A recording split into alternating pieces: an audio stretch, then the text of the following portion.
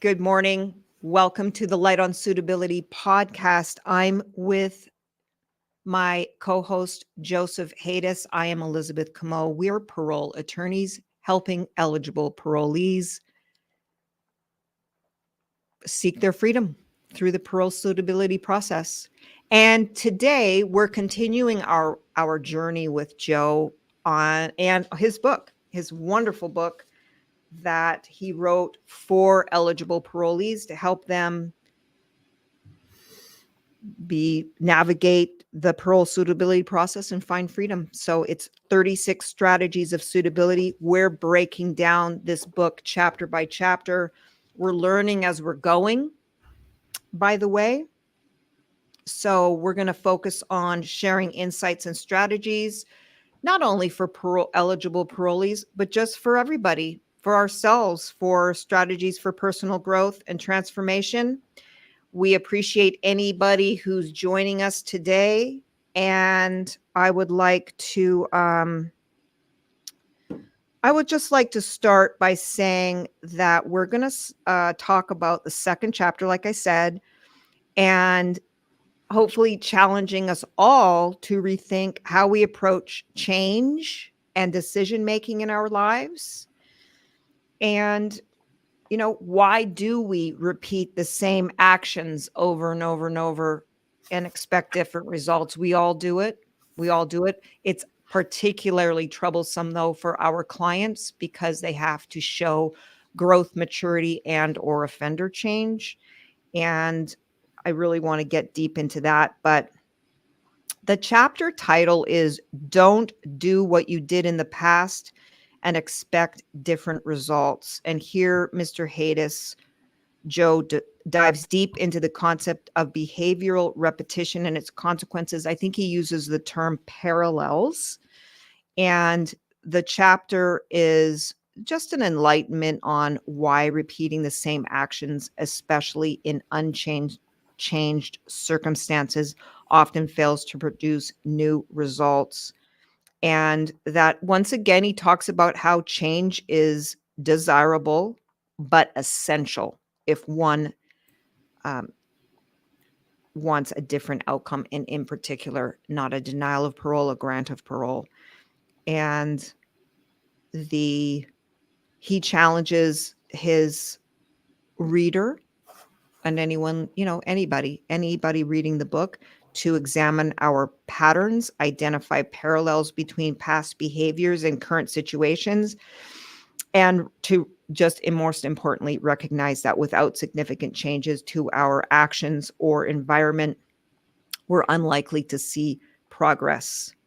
And he, what do you call it? Like a call to action for his readers to break out of their comfort zones and the ineffective cycles that hold them back. He cites to the famous quote, insanity definition, doing the same thing over and over and expecting different results. And this really is an encapsulation of the main theme of this chapter. And he just says, number one, straight up, change is mandatory if you ever want to be granted parole. So I want to kind of turn this over now to you, Joe, and talk about understanding parallels. And you introduced this concept of parallels. Could you explain to the viewers how this concept helps in understanding the behavior of individuals?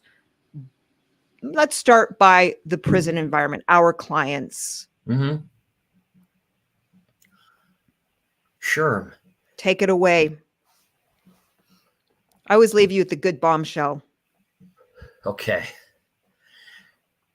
Yeah, we're all creatures of habit, and change is hard. Absolutely, change is hard. Why do you think that is? I'm curious. Well, because I'm very resistant to change, and why do you think that is? You say you're resistant to change. I think we all are, because we get into our comfort zone where everything's predictable, or mostly everything is predictable, at least in our own little corner of the world. if you will. And we want to be comfortable. We want to feel secure, even with negative stuff, because it's predictable and our life is in order.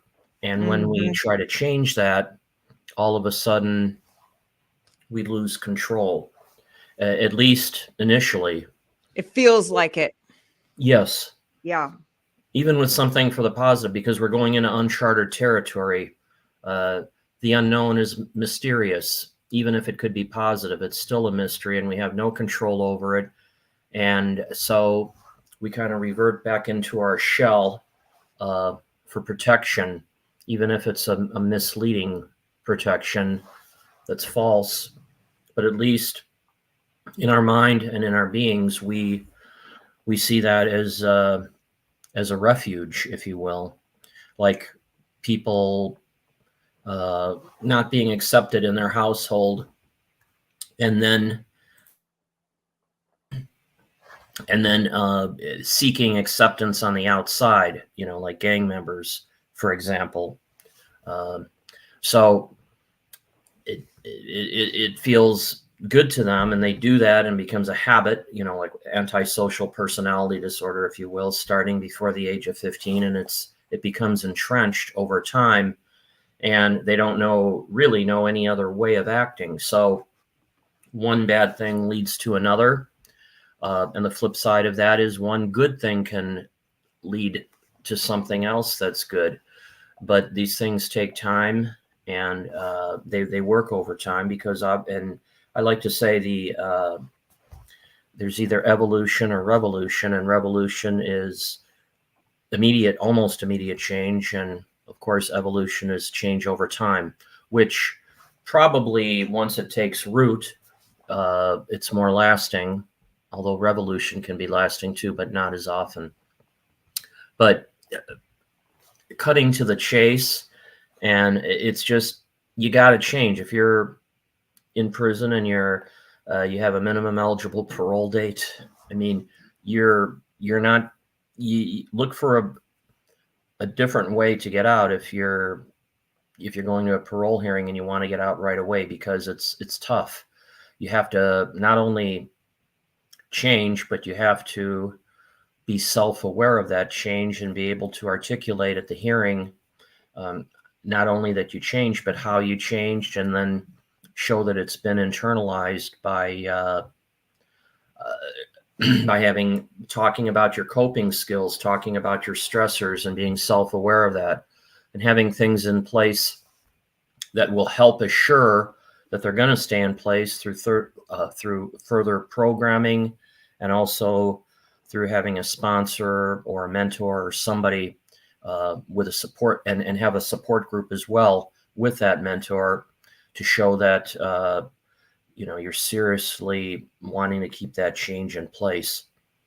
So if you keep on doing the things that you've been doing since you came to prison, it can be good or bad. I mean, maybe you were something in society that's, you had a good job skill and you did it, but at the same time, when you weren't at your job, you're thinking like a criminal, or thinking it was okay to do criminal things.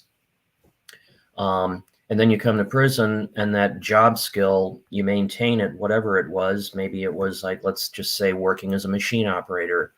You get to a prison and you're working as a machine operator there, and you're getting fantastic job laudatory chronos, and that's fine. But at the same time, you're not programming, you're not working on fixing the problems that brought you to prison. So that's something that you're doing positive, but it's still the same thing you were doing in society, and you're not changing those character defects or those causative factors.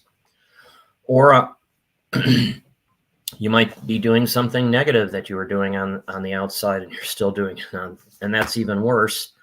The fact is, you have to work on the past negatives and change those things, and to show that you're no longer a current risk or danger to society, and that you've addressed those issues. And once you've addressed them, and you show that they've been internalized and you know them and you can discuss them like you can discuss last Sunday's football game, Mhm. then you're not good to go until then. Mhm. I love that because my clients say, "Oh, I can't remember stuff," or I don't know, how to articulate myself very well." And then if you just That challenge is so them, frustrating. Oh, and can I use notes? And oh, by the way, I was up studying till 2 o'clock in the morning. Well, what the F are you studying for? You got to know this stuff. you have to know it because if I asked you about your favorite team and your favorite players and the last week's play and the defensive operations of XYZ football guy, it's going to come rattling out. And then when you Hmm. challenge them that way or challenge each other that way, Hmm. and on this, I don't have a good memory. I'm like, I really doubt that that's true because repetition is the key to mastery anyway. That's And right. then, so Repetition is the mother of skill. Yeah. I think that's another thing. It's just challenging your belief system, challenging that familiarity, that comfort zone, and just saying, because sometimes I just find it to be an excuse. And I'm not talking just for my Hmm. clients, I'm talking for myself and anyone Oh. else. I just hear a lot of, I hear a lot of excuses, deflecting blame, but, and, Hmm. and all of it as just a way of avoiding change. I wanted to Hmm. ask you, what about examples of parallels? Do you have any specific examples in either in your book or from yourself that you might add to your third edition where someone exhibits parallel behaviors from the outside, before they came to prison and while in prison? Yeah. Well, what immediately comes to my mind is that one in the chapter about there was a pastor who he continued doing pastor-like things in prison. Leading I think he was head of like the music group that Mhm. played at church services, and he was really involved in that in the prison setting, and that's what he had been doing on the outside. But the commissioner wanted him said, "Hey, you're doing all that stuff that you're doing on the outside. That's good, but you haven't addressed your other issues of Mm, it happened to be domestic XYZ, violence, right? you know, and it was a pretty bad thing because that had brought him to prison to where he was when I met him and represented him. And it was kind of sad because not only well he had like a lot of support letters too from the people on the outside who were like his for lack of a better term, his religious associates. Mhm. And actually, this is one thing you never do in a support letter. Is one of his support letters I remember was, he's been in prison now for 9 years for something he didn't do, whatever. But you never put that in a support letter. That is like, that Never, is like, never. Even if please it's no. true, just leave it to the lawyer to work, leave it to the lawyer to advocate that because they can just take the punches for Right. you, but leave that out. Absolutely. And in general, unless you really didn't do the crime Hmm. and you had no involvement, usually there's varying degrees of how someone has committed the crime or not. But yeah, I agree. Hmm. Anyway, that's a different topic for a different Yeah. day. But Yes. Right. I um, digress. it's okay. Hmm. We do that from time to time. What about that's a really good nuanced example, really good because there's obviously tons of examples. What do you Sure. think? How much impact do you think that someone's environment has on an individual's behavior when it comes to either the ability to change and or these parallels that you talk about?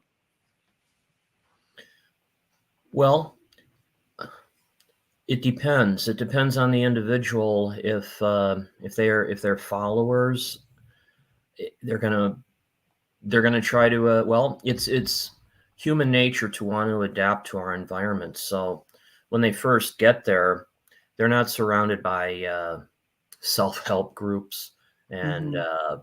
doing good. You know, Mm. Mhm. they're trying to be accepted. They want protection. They don't want to be hurt. So they come into that environment, and uh, it's just natural that they want to go along to get along, if you will. And it probably years go by, and then they realize they may have a chance of getting out when their minimum eligible parole date starts approaching. Maybe the first time when they have their consultation hearing, they realize, hey, maybe there's a way of getting out of this place. And, Mhm. and it opens their eyes. And I'm not saying this for everybody, but just in general, this happens, I'm sure. Uh, Yeah. and so then they see these people going to groups, and maybe then they see somebody who's actually granted parole and leaving, and they're saying, that guy's going. If he can do it, I can do it.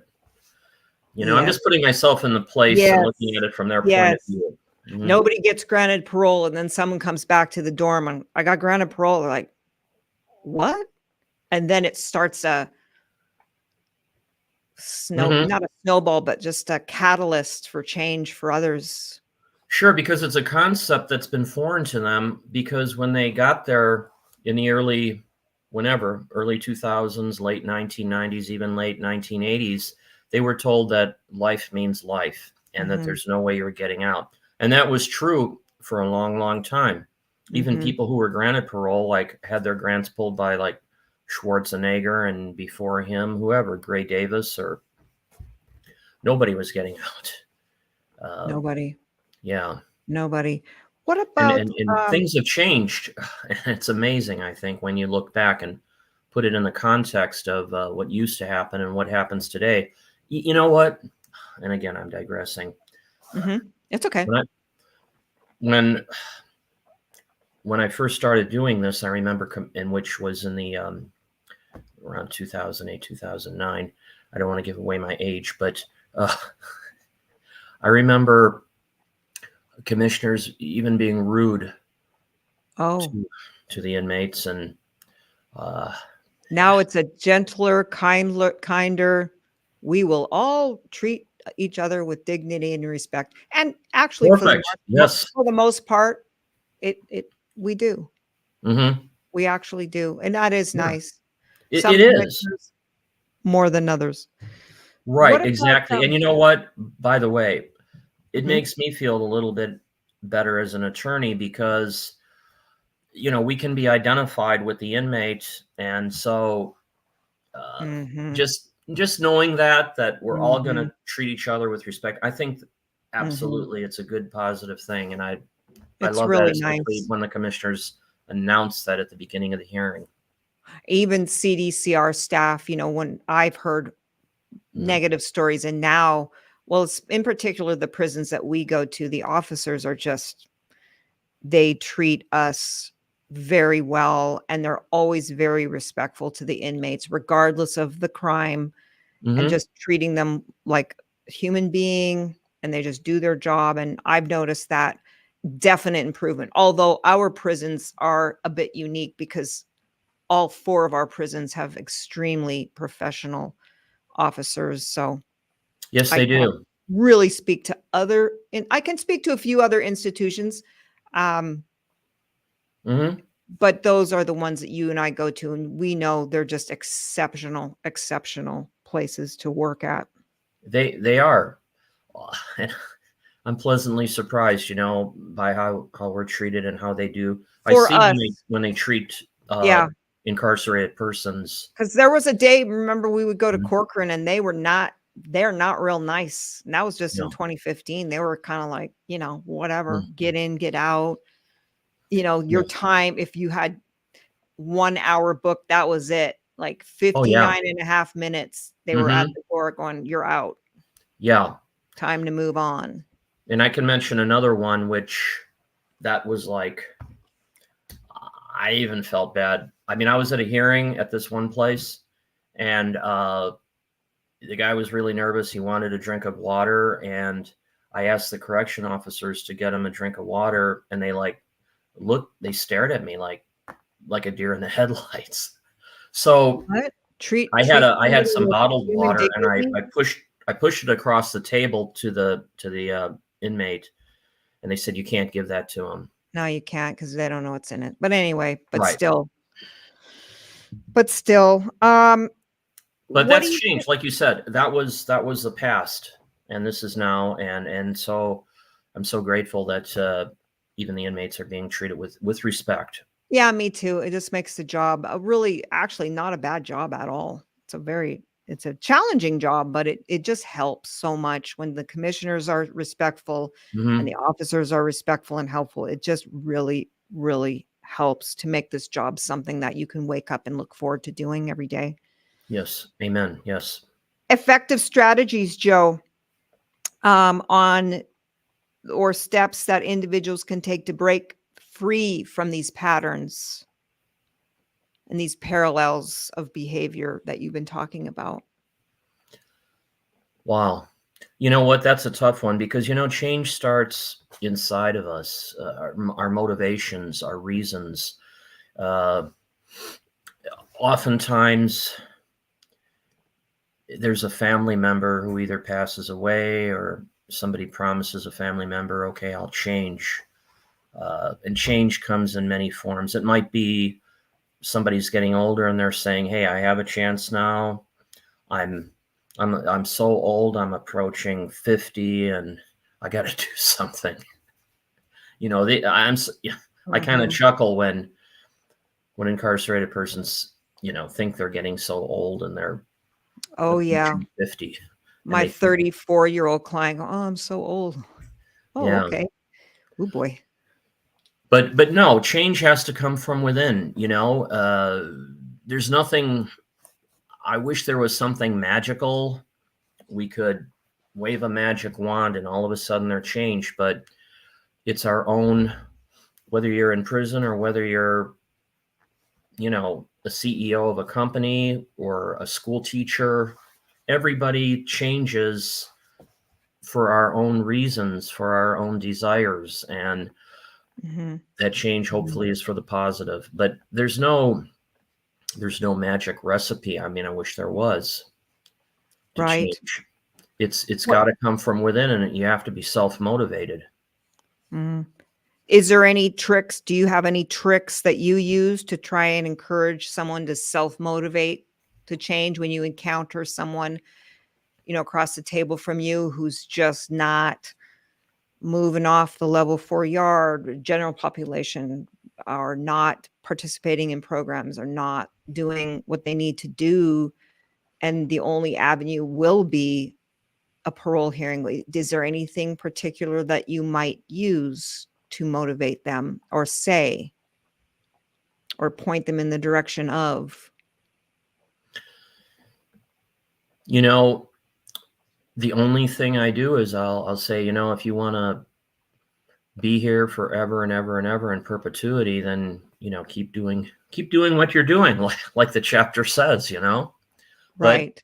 if you want to improve yourself and you want to have a chance to get back into free society, then you have to change what you're doing. And but that's up to you. You know, that reminds me of a movie that came out in 1970. Uh, I'm thinking in my mind it might have been 72, but that's besides It the doesn't point. matter. Yeah. And maybe you've seen it. It's called A Clockwork Orange. I have heard of it. Hmm. I always just didn't watch it because I'm too much of an empath, so I can't it upsets me, like, I can't watch a lot of movies like that anymore Sure. or Okay. before. So what the change was here, it was a manufactured change where they take the lead protagonist. His name's Alex, played by Malcolm McDowell, and Mm, they find the government of Great Britain finds that there's too much overcrowding in the prison. Sound familiar? Mm. And Mhm. so they've come up with, excuse me one second.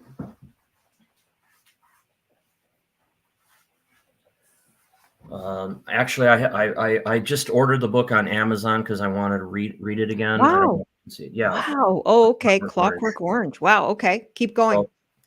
So they have an inmate, Alex, and he was a part of a gang, and he let me just tell you the story of the plot.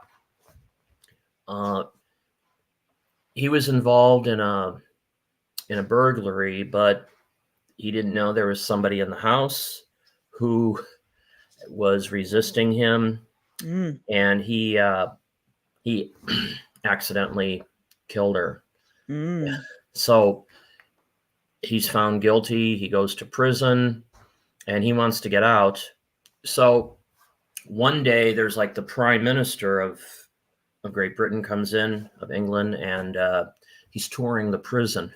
So uh, Alex jumps out at him, and because he knows that the prime minister is there touring because they want a subject who they can use with this new, it's called the Ludvico technique, Ludvico, Ludvico technique, that's going to cure you of any criminal Mm. criminal thinking. Okay.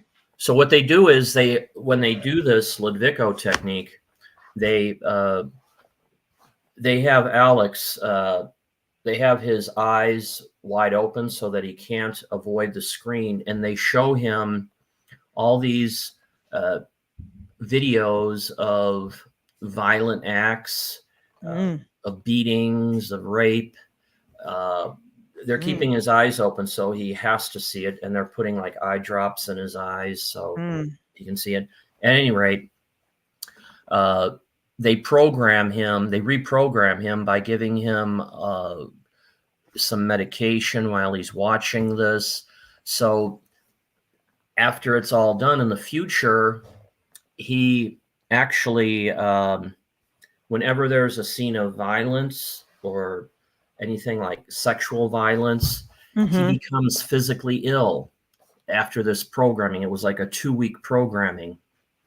So he becomes physically ill and he says, I'm cured.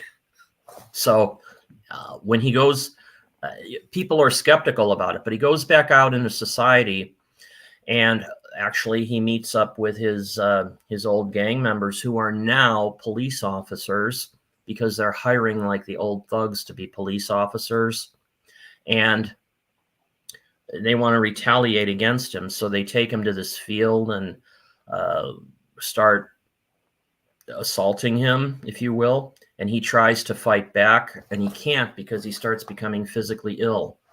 Mm. And so he's cured. Wow. But then they raise the questions, he doesn't have free will anymore. Mm. So there's these people in society. Any Mm. rate, he's cured. That's not the end of the movie. Um, I can go on and talk about it. That's okay. Well, Okay. I'm fine if you want to continue, but I was curious, well, just on the free will thing, Mhm. I don't know, maybe free will is a product of Satan, but I'm not sure. I'm just Mhm. saying the fruit of the poisonous tree or whatever it was. No, that's a legal concept. Right. The Well, at other any fruit, rate, the other tree, the other poison tree. just to summarize and wrap it up, yeah, there's the free will question. So what happens is at the end, there's political opposition to it.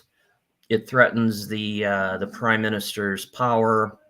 Mm. Eventually, he's taken back to his old self, where they kind of reverse the Ludvico technique process, Mm. and that's the end of the movie, where he has free will, but he returns to his old criminal self.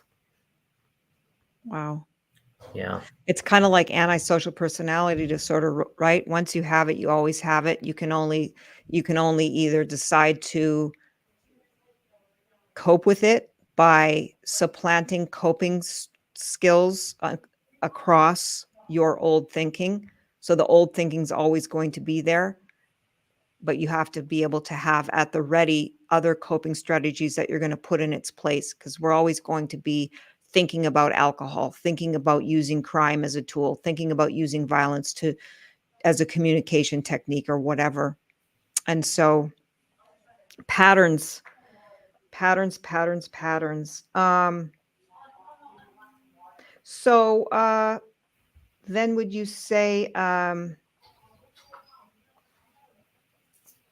lost my Mhm. place, but Mm.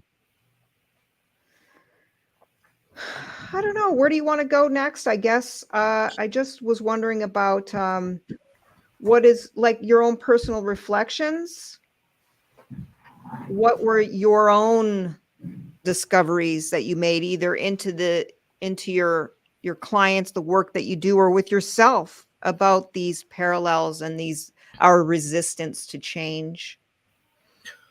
Well, from my perspective, all we can do is recommend to them that, hey, program in this area, or you need this book, or get that program. And that's that's easy to do because we have their comprehensive risk assessment, which gives recommendations and, of course, past hearings. So you can recommend that to them. You can lead a horse to water, but hopefully they'll drink it. If they're serious about their rehabilitation. We're like on this side of the wall, and we're trying to suggest that to them, but Mhm. obviously it's up to them to take the suggestion and to go work on it. You know, that goes to denial management because they have to uh, accept what they did. However terrible it was, they can't be in denial. They have to first admit it and then address it. Because so many people, and this, we talk to them and they say, "Oh, I haven't had a drink in 20 years. I don't drink anymore." You know, I I don't know. need I don't need I know. programming because But the same thought I patterns are haven't still touched the it. same character defects are always there. We always have our same character defects that we've had since we were 12 years old, Hmm. 7 years old. It's just a matter of recognizing them, admitting. That's what I try and teach my clients too. I said, sometimes you miss the point of the 12 steps because it isn't the alcohol that made your life unmanageable.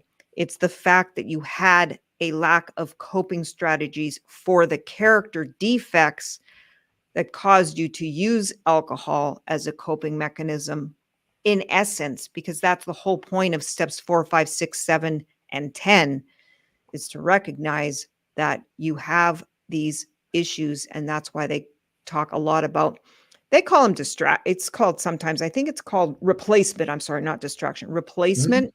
That's Oh just a yeah. coping strategies. So the whole thing is just directing them to, I think 12 steps is powerful if you work it.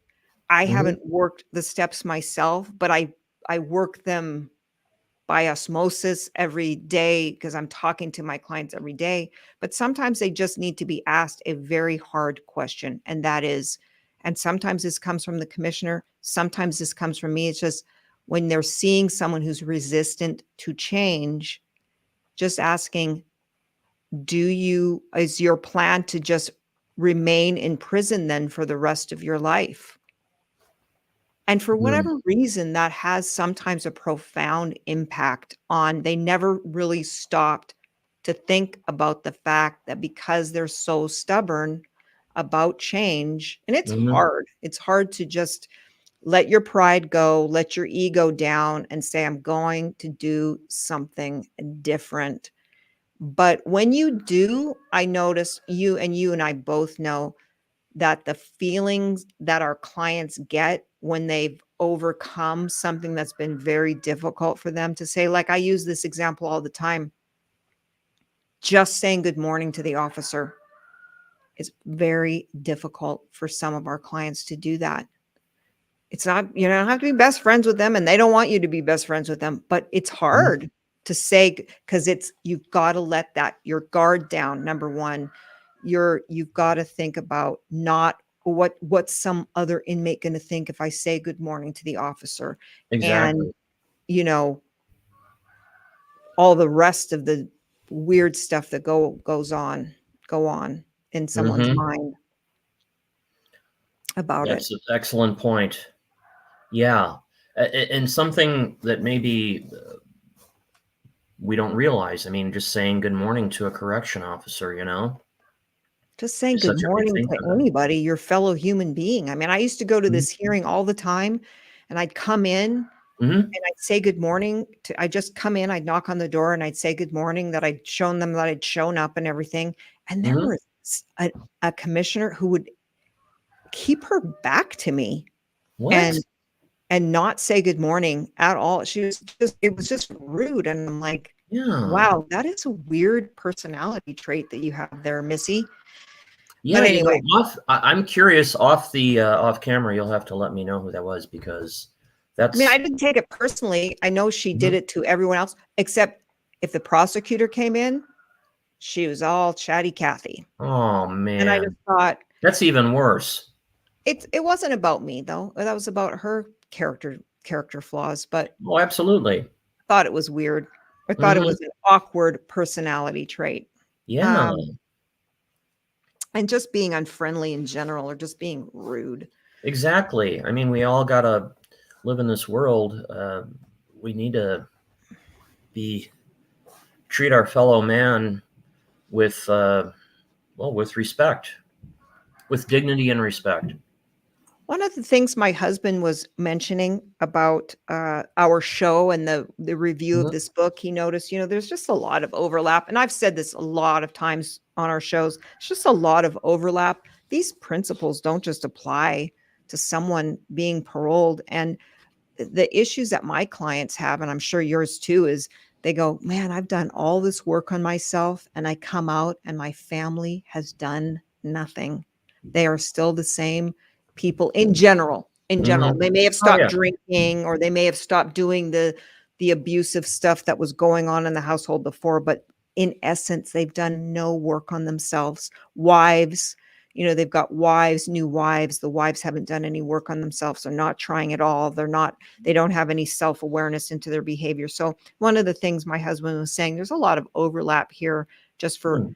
us, us on the outside, as flawed, imperfect individuals. So I was thinking about talking about our own stuff. For instance, what were some things that came up for me?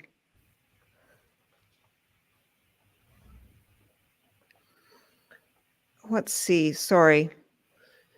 Yeah, that's okay. Like Mhm. conflicts in relationships, the Okay. same communication patterns is just an obvious example. Constantly underachieving in jobs, or just being a lackluster employee, lack of discipline, just, Mhm. going from one job to another, thinking that the next one's gonna be better, and then the next one, and the next one, when really you have to be a disciplined person and not so selfish about yourself. And you get to a job, and you just if you constantly say, I hate it, I hate it, I hate it, that's the experience you're going to bring to it, instead of saying, well, embrace it, and what can I find in this job that's excellent? Maybe, I can pay my rent, is a first step. And Mhm. being grateful for the opportunity, instead of being, negative. Another one that I tell my husband all the time, just this constant railing against the machine, and railing against corruption, and railing against all this stuff all day long. And I just find the people that do that, just constant complaining about the system, I find those are the people that are least thriving. They're not thriving. They're not thriving. And you don't, when someone's thriving, you never hear them talking negative about the system if they're really excelling in life. And I thought,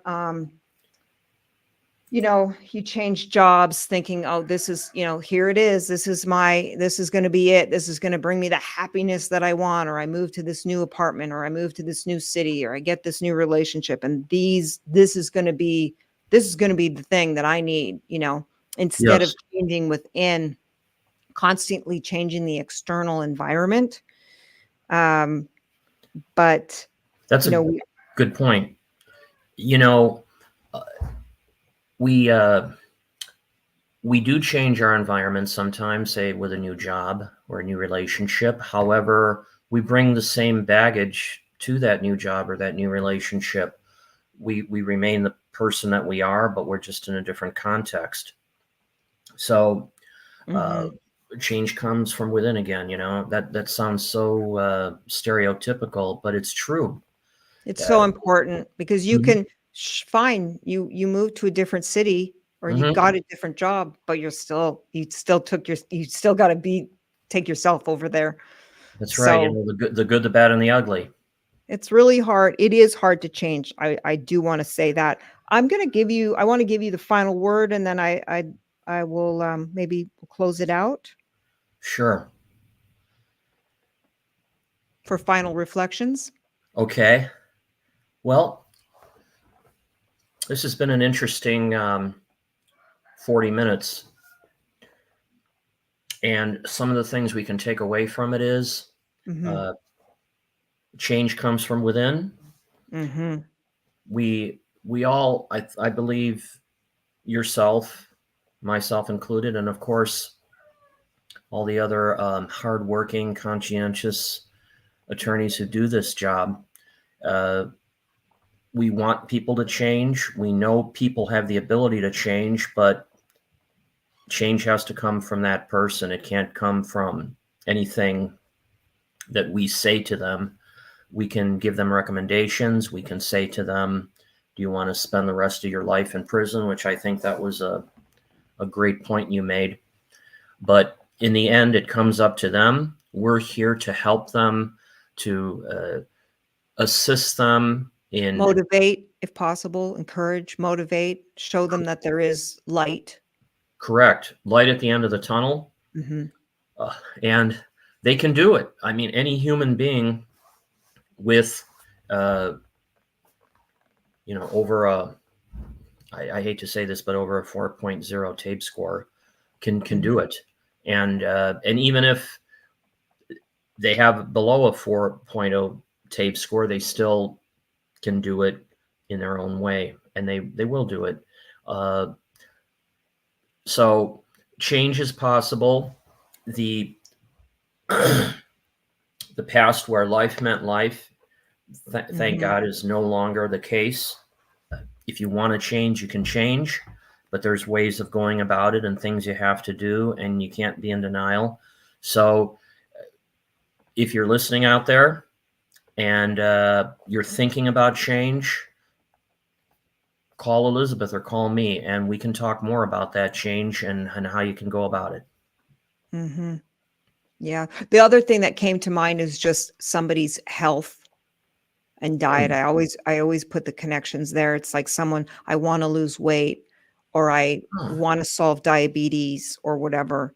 Mm-hmm. And there's sometimes a very simple solution, but again, you're not going to get there if it's kind of like this is a very trite example, but you're not going to lose weight if you keep eating that gallon of Haagen-Dazs every night. It's like, I'm going to lose weight. Yeah. Okay. Okay. But you're still doing the same thing. So, encourage your loved ones to move on, grow up a little bit, and have some courage. It takes courage. It takes a lot of discipline. I want to, let's leave it with the listeners then. Ask yourself, how about this? Are there any patterns that seem to repeat themselves despite changes in your environment or the people around you? Do you find yourself constantly procrastinating no matter how manageable your workload is, or repeatedly entering to relationships and or new jobs with the same outcomes, the same dynamics, even with your partner? You keep engaging it and just saying, well, it is what it is. This is how we are. So take a moment. What are the repeated behaviors that you want to change? Why do you think these patterns keep occurring? What different actions can you take to see different results? And be honest, be open to exploring something new, perhaps. And like I said, it's not easy. It takes courage, effort, and sometimes the help from someone on the outside and asking a question, you know, okay, lay it on me. Nobody likes criticism, but lay it on me and let's see.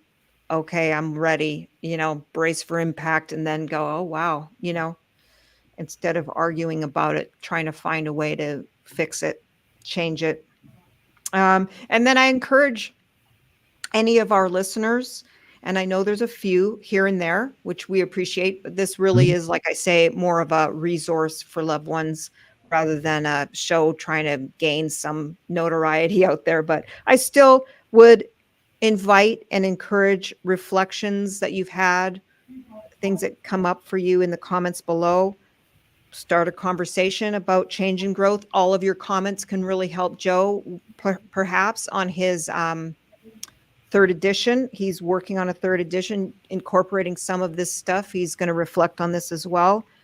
Tell us, what kind of patterns have you noticed in your life? What steps are you considering to break these cycles? And we would just wrap it up from here.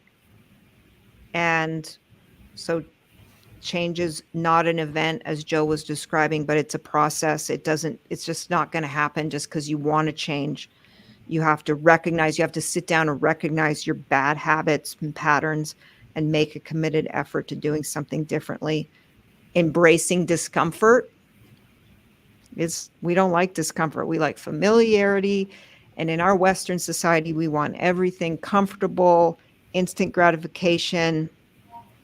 And every day's new. Sometimes, you make a mistake and it's really hard to let it go or forgive yourself for it. But every day's new. The past is in the past.